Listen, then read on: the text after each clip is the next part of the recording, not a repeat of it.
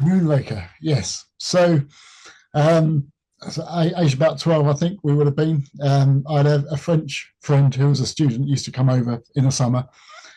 He was over, was quite excited. It was quite a James Bond fan at that age. You are at that age, aren't you? And we'd been to see You Only Live, the one before that, and whatever it was. Spy Who Loved Me was the one before that. Loved it. My brother took me to see that actually because I was a bit younger then. So by the time Moonraker came out, I was just about old enough to be able to go to the cinema on my own with my friend. And being a big fan, I assumed it would be a big queue to go and see it, to be the first in the town to go and see it, like there was for Star Wars back in '78, you see. And so I dragged me and my friend went down there. Must have been fairly early in the morning, I think. Stood outside waiting for the queue to turn up, which didn't turn up. And then around lunchtime-ish, I think the manager came out and spoke to us. What are you doing? And said, "Oh, we're queuing for Moon. We thought there'd be a big queue by now, and there's not a queue yet." I said, "Oh," and he said, "Well, we're doing a special showing with the mayor's coming and all the VIPs are coming. So the first showing isn't until a lot later. It might be why there's no queue."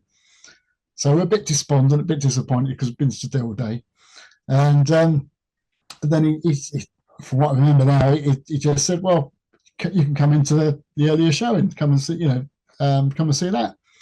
So in we trot, really pleased with ourselves. We're going to go and see it a bit early with the VIPs and stuff, and the local paper, the Evening Post at the time, were there, and they wanted us sitting next to the mayor for a photograph, and then they shoved us back up the back away from all the VIPs, like the kids we were.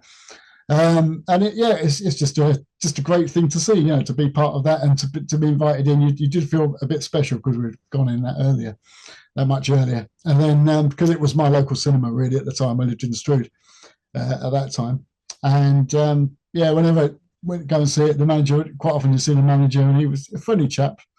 No idea what his name is now, but just a really nice book. But it had that nice atmosphere about it. It was like even as a kid, you could feel it was a nice, friendly place you'd imagine it was a friendly place to work and a great place to work, that's my best memory, I think, from the Odeon. But I think, as I said before, I think I saw my first cinema trip ever as a kid. I was a toddler.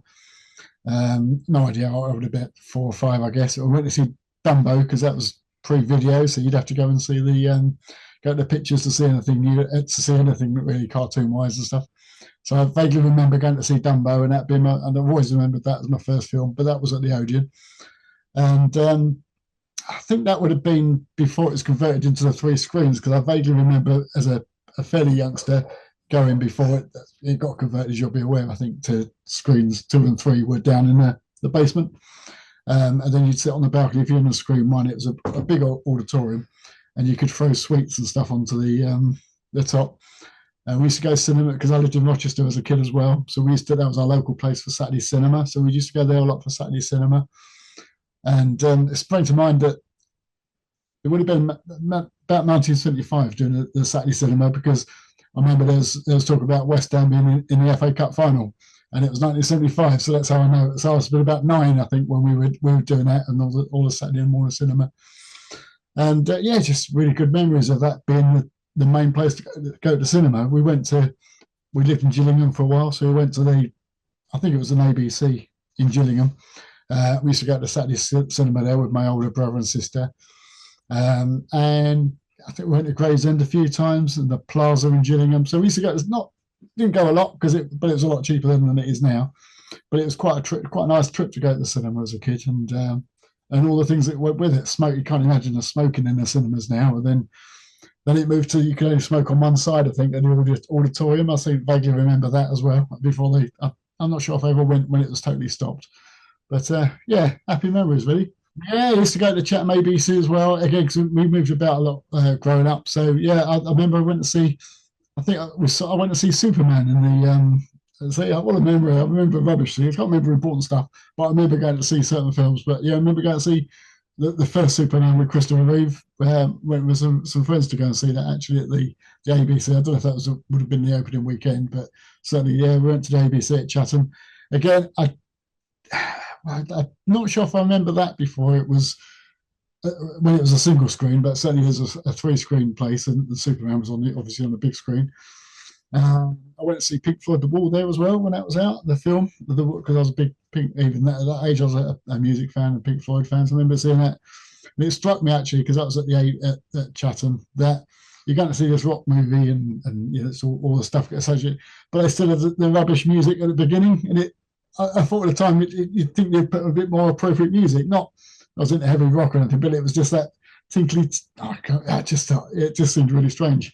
I think it would have been, this would have been the mid 70s, late to early 80s. I think I vaguely remember the funny ads, but one of the things at Chatham was, I vaguely remember the adverts for the bar and come and visit the bar. I was obviously too young and never went, but I think I might be wrong. You might find from other people that there was a bar there, but yeah, like I said, because we lived in Gravesend, I went to school in Gravesend, so we used to get the ABC at Gravesend as well. So that was another one, and we're all very much the same in a lot of ways. But I think the Odeon sticks out because it was a proper old style 1920s type building, and it always looked quite, yeah, the big staircase, I think, going up to obviously up to the main screen one when it was converted, but obviously you've got the big sweeping staircase, and me and the bought it and converted it into it would have been made a great nightclub, we thought, and could have a restaurant and a nightclub and a proper thing. We always thought that would be it. That's what they should have done with it, rather than demolish it and build an old people's place or whatever it is now. But yeah, good place, good. That's just yeah, the Odeon. Yeah, we always thought that would have been a great building to do that with. But it was it was a big build from what I remember as a kid. Yeah, there's a proper Odeon, wasn't it? It's like Hammersmith or someone like that sort of. I think it had an organ. Did it have an organ at one stage as well? It would have had an organ, I'm sure, in its early days.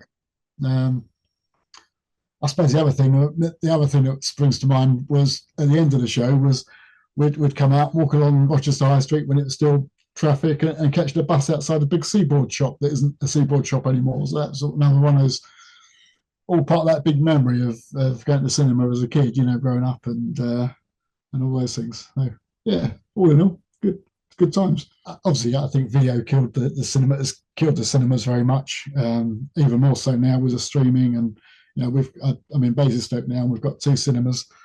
We've got a modern Odeon that was built about 20 years ago, the multi-screen, but that's hardly of it. Doesn't get used much at all. And we've got one in the town centre, which is a view, but they haven't got the same style. You know, it's just not that. It's corporate now. I think the Odeon, and certainly again the Odeon in particular, I think had a certain thing about it. And I think the one at Gillingham, from what I remember, I don't remember much about it, where I was a bit younger when we went there a few times, but I think that was more of the older style and a bit more Art Deco, 20s and 30s style as well.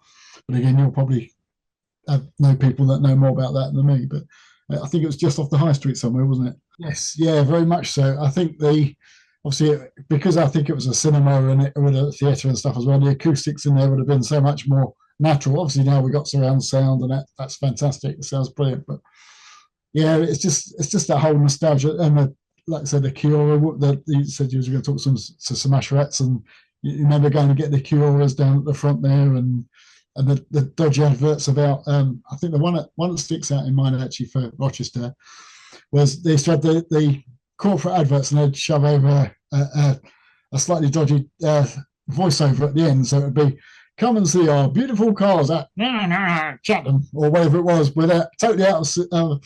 And there was one that always got a whistle, and it was "Beautiful Knockers" was the headline. There used to be this is genuine, true. There was a shop along the high street in Rochester near the castle, near the city wall, and they sold doors and door knockers and all sorts of stuff. But the catchline was obviously done on purpose, but that always got a laugh and a whistle and stuff. And that's another thing, actually, thinking about it for Rochester in particular, because "Beautiful Knockers come to blah, blah, blah." And yeah, that's a Rochester thing, actually. No, if anyone else. Yes, yeah, when we lived in Rochester, we lived at John Street, which is just in the council flats just up the road.